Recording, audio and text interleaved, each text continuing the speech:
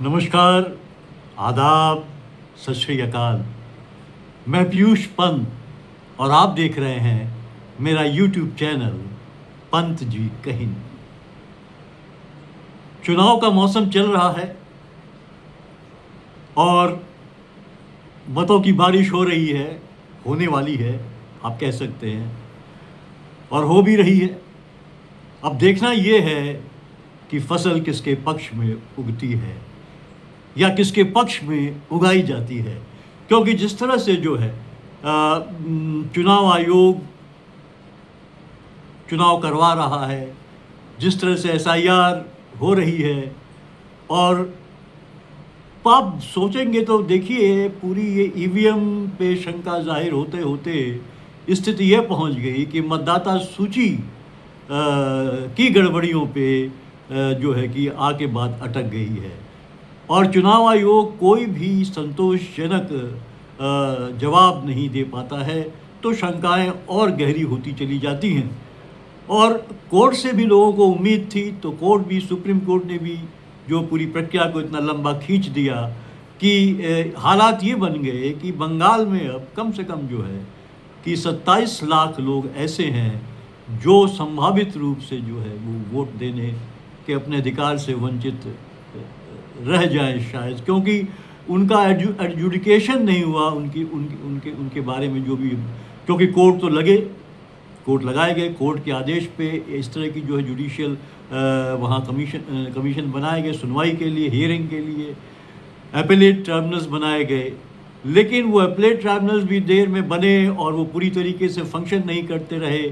और लिहाजा ये है कि जितने भी जो है कि 7 लाख लोग थे उनमें सभी का जो है कि जो उनके खिलाफ जो शिकायतें थी उसकी सुनवाई जो है वो नहीं हो पाई।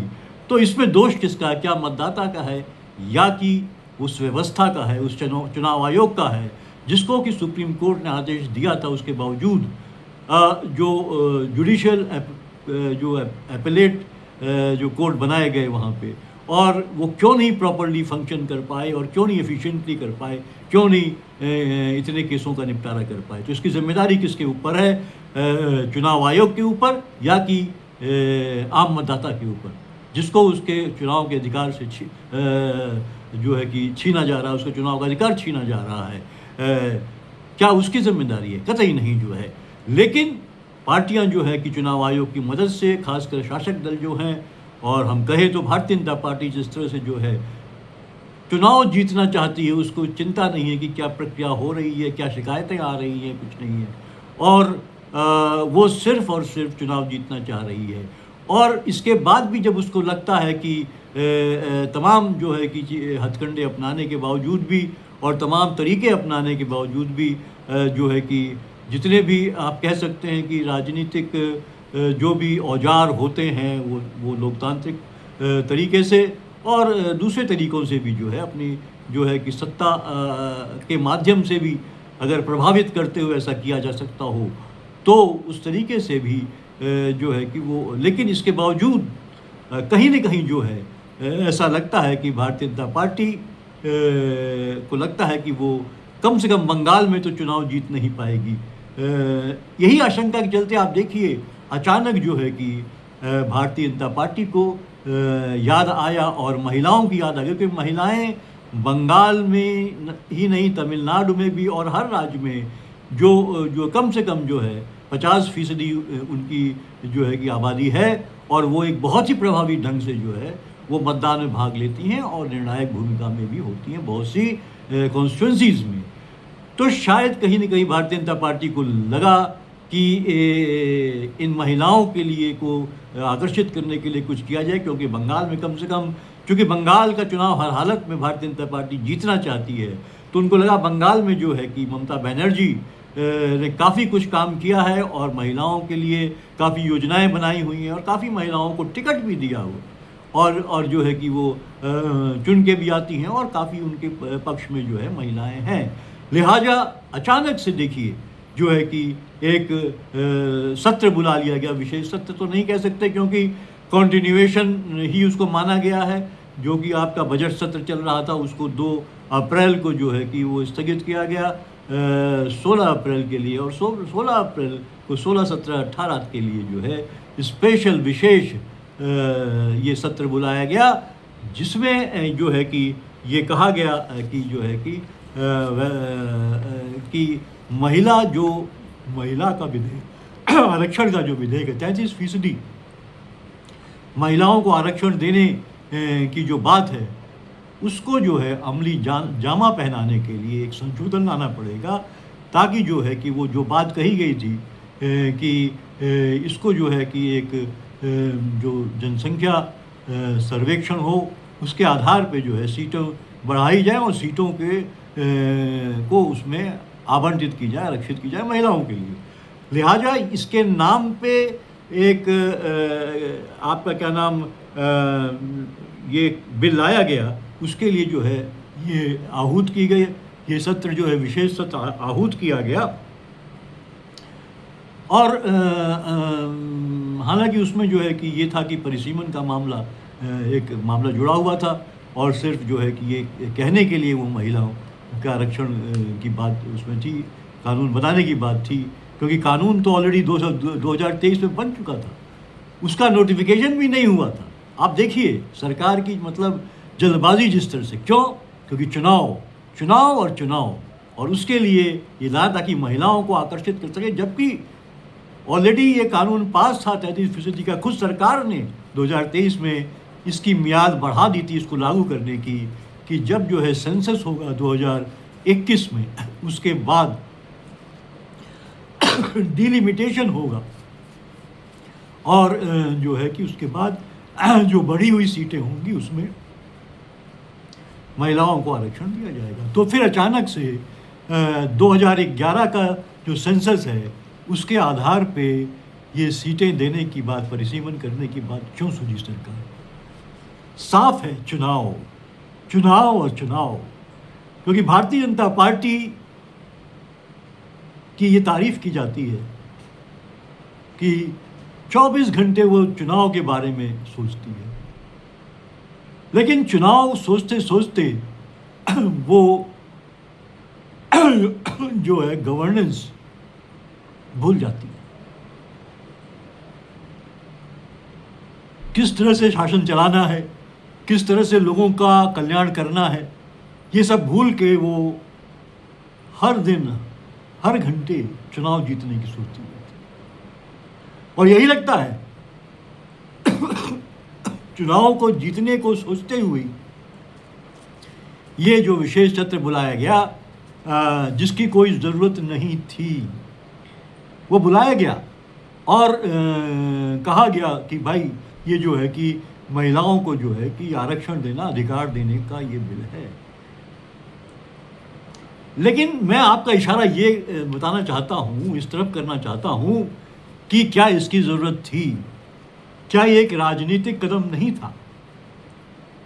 और अगर राजनीतिक कदम था तो ये किसके आधार पे उठाया गया? आपको पता है कि जो संसद का जो कार्यवाही होती है, ऐसे तो बहुत कहा जाता है कि आप डिस्ट्रप्शन हो गया और जनता ने जो है इतना पैसा, विपक्ष ने जो है बर्बाद हो गया, जनता की गाड़ी कमाई का जो पैसा है वो बर्बाद हो गया। लेकिन ये सेशन बुला के आखिर सरकार ने क्या किया? क्या पैसा बर्बाद नहीं हुआ जनता का? क्या इसकी जरूरत थी? क्योंकि देखिए उसके बाद क्या हुआ, जो कैंपेन चलाया है भारतीय जनता पार्टी ने, उनकी महिलाओं ने, उनके विधायकों ने, सांसदों ने, ये दिखाते हुए कि विपक्षी दलों ने जो है कि इस बिल को जो है कि डिफीट करके नुकसान किया है महिलाओं को। वो नहीं चाहते कि महिलाओं को आरक्षण मिले, जबकि ऐसी बात नहीं है। 2023 में ये सर्वसम्मति से सारे विपक्षी दलों ने समर्थन किया था और ये बिल पास हुआ था। सरकार ने ही इसको आगे के लिए टाल दिया था, इसके इम्प्लीमेंटेशन को, और आज सरकार जो है विपक्ष को कटघरे में खड़ा कर रही है। तो सवाल ये है कि आखिर ये जो बुलाया सरकार ने, तो क्या इसमें जो है कि आम आदमी का, आम टैक्स पेयर का पैसा बर्बाद नहीं हुआ? क्योंकि मैं आपको बताता हूं, देखिए जो संसद सत्र चलाने का खर्चा जो है वो लगभग 2.5 लाख रुपए प्रति मिनट आता है,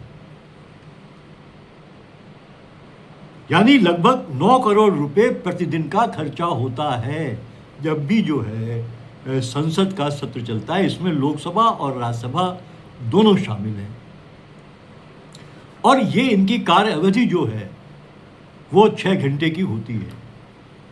विशेष आयोजन, विशेष मौक़ों पर जब गंभीर विषयों पे बिल लाया जाता है, बहुत महत्वपूर्ण का जब लंबी चर्चा होती है तो वो 6 घंटे से आगे भी होती है, उसकी कोई सीमा नहीं है। लेकिन नॉर्मली ये जो खर्चा मैं आपको बता रहा हूँ 9 करोड़ प्रतिदिन का, ये 6 घंटे की जो कार्य अवधि है उस पे होता है। अब आप सोचिए,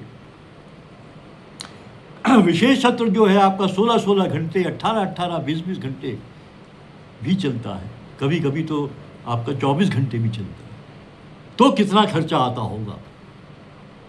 और ये खर्चा सिर्फ इसलिए, हमारी आपकी जेब का पैसा इसलिए खर्चा किया गया कि भारतीय जनता पार्टी को ये लगा कि जो है कि महिलाओं को अपने पक्ष में लाने के लिए चुनाव में जो है इस मुद्दे को आगे बढ़ाया जाए और ये दिखाया जाए कि विपक्ष जो है, क्योंकि जिस तरह से ये बिल लाया गया जल्दबाजी में अचानक से, और जिस तरह से कंडक्ट हुआ पूरा का पूरा सेशन जो 3 दिन का था, उसमें 2 दिन, दूसरे ही दिन जब वोटिंग हुई, उसके पहले जो था, जो जिस तरह से वोटिंग हुई, जिस तरह सरकार का एटीट्यूड था, उनको नहीं लगता था कि ये बिल पास हो, क्योंकि वो जानती थी अच्छी तरह सरकार कि ये बिल पास नहीं होगा 2/3 बहुमत से। लेकिन वो जानती थी, वो ये चाहती थी कि अगर गिर भी गया तो फायदा उसी का होगा, क्योंकि वो इस तरह से प्रोजेक्ट करेगी कि विपक्ष ने ये बिल हरा दिया, ये कानून नहीं बनने दिया, लिहाजा महिलाओं का नुकसान किया, उनको जो आरक्षण मिलना था वो नहीं मिल पाया और उसका फायदा जो है चुनाव में लेने का। लेकिन उसके लिए आप जाइए, बात करिए, लेकिन जनता के गाढ़ी पैसे की कमाई, जो गाढ़ी कमाई है, उसे क्यों बर्बाद करना, सवाल ये है। देखिए ये क्योंकि देखिए इसका लक्ष्य तो ये बताया था कि साहब 33% आरक्षण महिलाओं का सुनिश्चित करना, लेकिन विपक्षी जो दलों का ये आरोप था कि असली मकसद जो था वो सरकार का परिसीमन कर दक्षिण के मुकाबले उत्तर भारत की लोकसभा सीटों को बहुत ज़्यादा बढ़ा देना था। बहरहाल जो मैं बात कह रहा हूँ वो ये है कि जो खर्चा जो थोपा गया जनता के ऊपर, क्या उसकी ज़रूरत थी, क्या वो जस्टिफाइड था? और मैं आपको बताऊं किस तरह से भारतीय जनता पार्टी की सरकार जनता की गाढ़ी कमाई का पैसा, हम और आप जो टैक्स पेयर्स हैं उनका पैसा किस तरह से बर्बाद करती है अपने फ़ायदे के लिए, अपने कैंपेनिंग के लिए, कि चुनाव में उसको फ़ायदा मिले, उसी हिसाब से वो बिल लेके आती है, उसी हिसाब से वो जो है कानून बनाती है। अगर आपको मैं याद दिलाऊं कि पिछले साल 2025 में भी एक जो है कि एक दिन जो है, जबकि शीतकालीन सत्र चल रहा था, दिसंबर का महीना था, और 8 दिसंबर 2025 को वंदे मातरम की 150वीं वर्षगांठ के उपलक्ष्य में एक विशेष चर्चा आयोजित की गई थी। उसके लिए एक दिन जो सत्र जो होता है, जो शीतकालीन सत्र था, जो तय था पहले से, उसमें क्या क्या बिजनेस होनी वो भी तय था, उसमें डिस्ट्रप्शन करके एक दिन की कम से कम 10 घंटे ये आवंटित किए गए इस पे चर्चा के लिए, वंदे मातरम पे चर्चा के लिए। और जो पूरी डिबेट हुई उसमें लबोलबाब यही था कि भारतीय जनता पार्टी उसका आरोप सीधे सीधे जो है कांग्रेस पे लगा रही थी कि उन्होंने जो है कि जानबूझ के वंदे मातरम के उन स्टेंजाज को काटा जो वो नहीं चाहते थे, वो कहीं न कहीं जो एक सेकुलरिज्म के नाम पे उन्होंने उसको काट दिया। जबकि ये कॉन्स्टिट्यूशन असेंबली ने पूरी जो है कि वहाँ पे सब ने जो है एक सर्वसम्मति से ये राष्ट्रगीत के रूप में वंदे मातरम का जो था पूरा का पूरे जो गीत था उसको वहाँ से जो है सर्वसम्मति से उसको पास किया था, और वो स्टेंजास जो है उसमें नहीं रखने थे। लेकिन चूंकि बंगाल का चुनाव था, बंकिम चंद्र चटर्जी का रचित ये गीत, तो भारतीय जनता पार्टी को लगा ये मुद्दा अगर गरमाएंगे हम चुनाव में तो हमें वोट मिल सकता है। लेकिन ऐसा लगता हुआ दिखाई नहीं दिया, क्योंकि वंदे मातरम वाला मुद्दा बहुत चला भी नहीं, और न तो भारतीय जनता पार्टी ने खुद भी शायद फीडबैक मिला उनको, और उसकी चर्चा नहीं करी चुनाव प्रचार के दौरान। और उसके इसीलिए वो कहीं न कहीं जो है ये जो महिला आरक्षण का जो कानून जो था, जो बिल था, जो ऑलरेडी एक पास कर दिया गया था संसद के द्वारा, उसको ले आती है फिर से इम्प्लीमेंटेशन के बहाने उसको जो है। तो वही मैं इसलिए आपको याद दिला रहा हूं कि वो भी एक स्पेशल था। आप खर्चा देख लीजिए, अगर 9 करोड़ रुपए होता है 6 घंटे का, तो अगर 10 घंटे वो चला उस दिन का, वो सत्र का वो दिन 8 दिसंबर 2025, तो उसका खर्चा 9 करोड़ से भी ऊपर गया होगा। 6 घंटे बाद 4 घंटे का और जोड़ लीजिए, तो वो भी हमारे और आपके जो गाढ़ी कमाई है वही पैसा गया ना। और सिर्फ इसलिए कि एक पार्टी, एक दल जो है उसको चुनाव में एडवांटेज मिल जाए, फायदा मिल जाए, और वो जो है कि सत्ता में काबिल हो जाए। क्या ये नैतिकता है? क्या ये उचित है? जो हमारे आपके जो जनता के मुद्दे हैं उन पे बहस तो होती नहीं है। जब उस पर सवाल उठाए जाते हैं, कोई मुद्दा उठाया जाता है, तो जो है सत्ता पक्ष की तरफ से जो है कि विपक्ष को अनुमति नहीं मिलती है, लिहाजा डिस्टर्बेंस होता है, डिस्टर्ब हो जाती है लोकसभा और राज्यसभा, और फिर हमारी और आपकी गाढ़ी कमाई जो है वो जो है कि बर्बाद हो जाती है। अब देखिए, लेकिन सरकार को इसकी कोई चिंता नहीं है, न तो भारतीय जनता पार्टी को इसकी चिंता नहीं है। उनको तो चुनाव दर चुनाव जीतना है, और उसके लिए जो है कुछ भी हो, कोई भी संवैधानिक गैर संवैधानिक जो भी तरीका हो, वो उसको अपनाने में गुरेज नहीं करती है।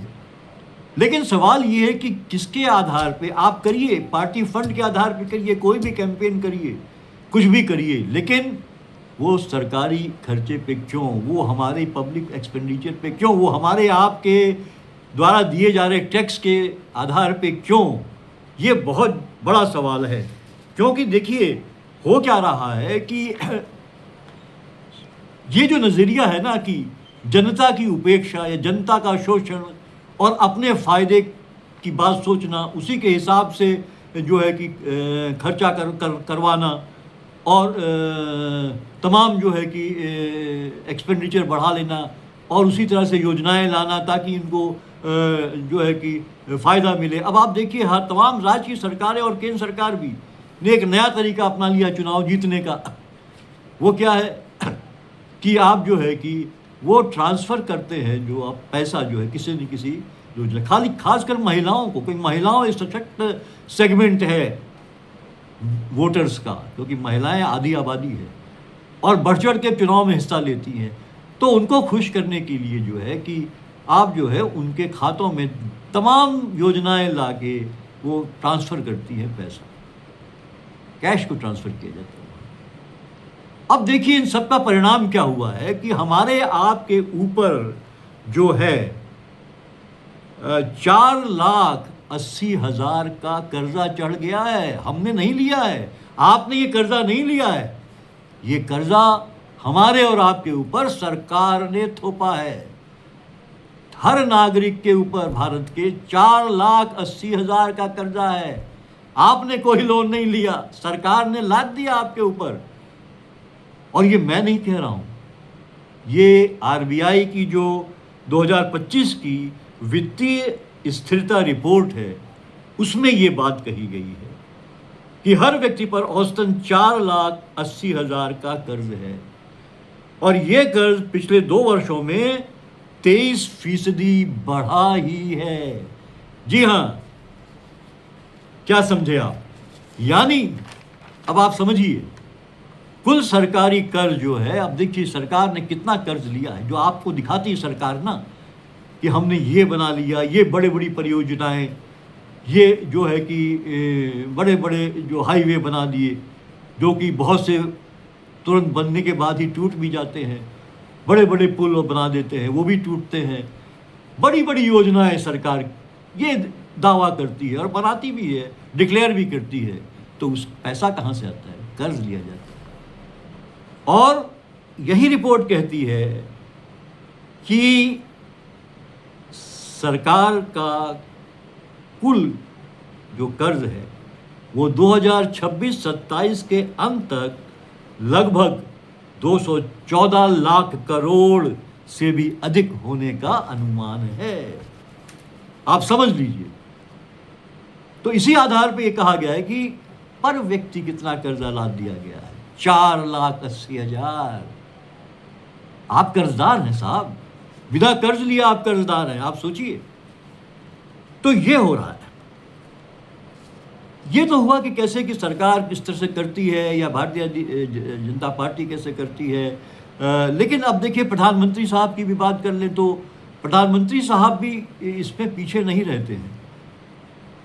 वो भी वो भी जो जब मौका लगता है, आप देखिए यहाँ तक कि जो है कि वो जो वंदे भारत ट्रेन है उसका फीता काटने भी, उसमें झंडी लहराने भी पहुंच जाते हैं, झंडी हिलाने के लिए। जो कि एक कोई भी जूनियर मिनिस्टर या कह लीजिए कोई बड़ा अधिकारी रेलवे का वो कर सकता है, क्योंकि ये एक रूटीन काम है जो कि आप नई ट्रेनें आती हैं उसको आप बताते हैं जनता को और उसको हरी झंडी दिखा दी जाती है और वो रवाना हो जाती है। वो इतना, लेकिन प्रधानमंत्री पब्लिसिटी के चक्कर में जो है हर बार जाते हैं वंदे भारत जो ट्रेन है उसको हरी झंडी दिखाने। आप सोचिए कितना खर्चा होता होगा। मैं इसलिए कह रहा हूं कि प्रधानमंत्री का पद बहुत बड़ा पद है।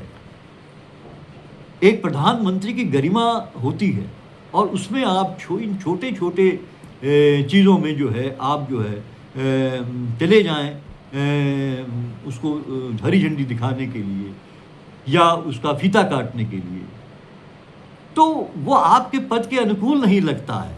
और ऊपर से खर्चा आप देखिए, खर्चा इसलिए मैं कह रहा हूँ कि प्रधानमंत्री की सुरक्षा पे ही बहुत ज़्यादा खर्चा आता है। अब मैं आपको बताता हूँ कि अकेले प्रधानमंत्री की सुरक्षा पर प्रति घंटे 5,58,000 रुपये खर्च होते हैं। और प्रति घंटे की मैं बात कर रहा हूँ, और अगर प्रतिदिन की बात करें तो ये आंकड़ा 1,34,00,000 बैठता है। और ये राशि तो कम है थोड़ी, क्योंकि ये राशि अभी कम की गई है, क्योंकि 2025-26 के जो कुछ सालाना बजट था उसमें ये राशि कम की गई, उसका अनुमान उसमें कम किया गया उसी के आधार पे। लेकिन अगर आप जो है कि 2019-2020 के बजट का जो अनुमान था, बजटीय जो अनुमान था प्रधानमंत्री की सुरक्षा के ऊपर, उसके हिसाब से प्रतिदिन खर्च होने वाली जो अनुमानित राशि थी वो 1,62,00,000 थी। जी हाँ, 1,62,00,000। तो आप सोचिए कि इतना खर्चे के बाद जो है अगर प्रधानमंत्री हर जगह जाएं, छोटे छोटे आयोजन में झंडी दिखाएं और फीता काटें, तो क्या ये उचित लगता है कि इतना खर्चा? मतलब प्रधानमंत्री तो को चाहिए कि ये खर्चे बचा के जो है कि वो कहीं ना कहीं जन कल्याणकारी योजनाएं हैं, स्कूल कॉलेजेस हैं, स्कूल्स हैं, यूनिवर्सिटीज़ हैं, हॉस्पिटल्स हैं, उन सब में जो है गांव में सड़कों पे के निर्माण के लिए ये सब पैसा खर्चा हो, बेहतर सुविधा के लिए, बेहतर शिक्षा मिलने के लिए। गांव में हालात गंभीर हैं, न तो स्वास्थ्य सुविधाएं हैं न तो शिक्षा की सुविधाएं हैं। सरकार कितनी भी दावे करते रहे, लेकिन जो हकीकत है, ज़मीनी हकीकत है, वो यही है कि गाँव में जो है कि न उचित स्कूल हैं न उचित अस्पताल हैं। लोग परेशान हैं, सड़कें हैं, लोगों को, मरीजों को शहर ले जाने के लिए जो है कंधे पे लाद के टूटी फूटी सड़कों से जाना पड़ता है। तमाम इस तरह की फ़ोटोएं आप अखबारों में देखते रहते हैं, वीडियोज़ आप सोशल मीडिया में देखते रहते हैं। इसमें कोई झूठ बात नहीं है, ये सच है। और इस सच्चाई को समझना चाहिए, क्योंकि देश निर्माण वही है, विकास असली वही है। वो चमक धमक 5 स्टार विकास नहीं, वो ऐसा विकास जो आप हाईवेज़ के दावे करें और वो हाईवेज़ जो है वो टूट जाए हफ्ते भर में, 10 दिन में, 15 दिन में, 30 दिन में, अगर उनमें क्रैक आ जाए, गड्ढे आ जाएँ, वो जो पुल आप बनाएँ वो महीने भर के अंदर टूट जाए। अभी तो आया कि एक जो बनाया गया उसकी दीवार जो है, ये जो हाईवे जो है कि दिल्ली से देहरादून का जो हाईवे बनाया गया है, उसकी दीवार जो है वो कहीं न कहीं वो जो है एकदम झुक गई है पूरी तरीके से। उसको किसी तरह से रोका गया है लगा के।